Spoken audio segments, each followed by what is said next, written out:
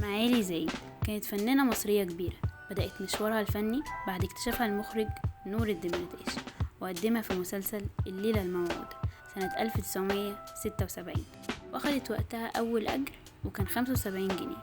قدمت معالي خلال حياتها 80 فيلم، 60 مسلسل و6 مسرحيات. كانت مميزة جدا في أدوارها سواء في السينما أو التلفزيون. من أشهر مسلسلاتها دموع في عيون وقحة، قصر الشوق، أم العروسة، وموجة حر اللي كان آخر عمل درامي لها. أما في السينما قدمت أفلام كتيرة قوية زي كتيبة الإعدام، وده من أهم أفلامها. شاركت فيه بدور إنساني مؤثر وسط مجموعة من الأبطال اللي بيتم اتهامهم ظلم، وكانت الفيلم من إخراج عاطف الطيب. في فيلم السادة الرجال قامت معالي زايد بدور فوزية، وهي زوجة بسيطة وطيبة لكنها بتعاني ان المجتمع ما بيقدرش الستات ولا بيديهم حقوقهم زي الرجال.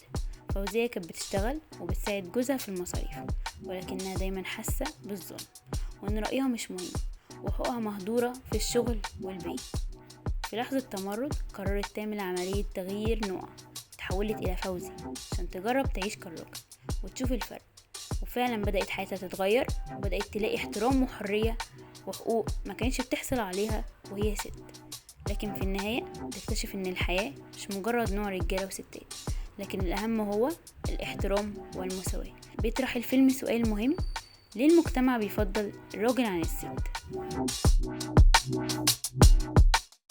أما عن حياتها الشخصية فاتجوزت مرتين وانفصلت في المرتين، وقالت إنها سعيدة بدون زواج وكانت بتكفل طفل رغم إنها ما أنجبتش.